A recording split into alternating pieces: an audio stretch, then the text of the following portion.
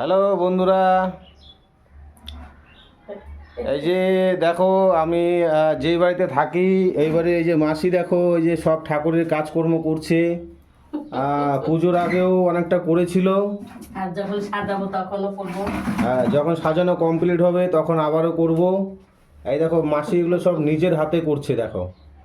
হ্যাঁ, এই যে এদিকটা এই যে এখনো রং করা শেষ হয় না, অনেক দেরি আছে। এখনো অনেক দেরি আছে।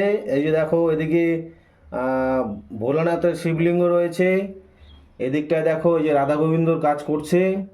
মাসে নিজে হাতেই সুন্দর করে সাজায়, প্রত্যেক বছরই সাজায়। শঙ্কর টঙ্কর সব সাজাইছি তো। হ্যাঁ, প্রত্যেক বছর সাজায়। কিছু সাজানো হয়েছে, খুঁটি মুচি যত যা। হ্যাঁ, অনেক কিছু এখনো বাকি রয়েছে। এই যে মাসি কাজ করছে, এখনো অনেক কিছু বাকি রয়েছে। মাত্র শুরু হয়েছে। এই দেখো এই যে নিজে হাতে মাসি করছে। যখন আবার সম্পূর্ণ হবে, টোটাল যখন কমপ্লিট হবে দেখেই আর কি চোখটা করে দিছি। হ্যাঁ, যখন সম্পূর্ণ কমপ্লিট হবে তখন তোমাদেরকে আবার ভিডিও করে দেখাবো তোমাদেরকে।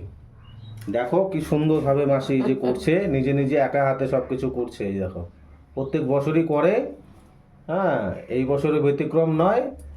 এই যে এই পাশটাতে দেখো, এই যে মাসি হাই বলে দিচ্ছে সবাইকে। এই যে দেখো এই যে এই পাশটাতে দেখো তুলসী পাট রয়েছে। এই যে হচ্ছে গিয়ে রাধা গোবিন্দর মন্দির।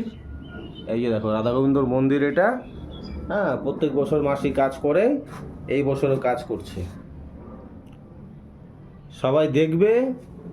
এরপরে যখন টোটালটা যখন কমপ্লিট হয়ে যাবে তখন আমি আরেকটা ছোট্ট করে ভিডিও বানাই তোমাদেরকে দেখাবো।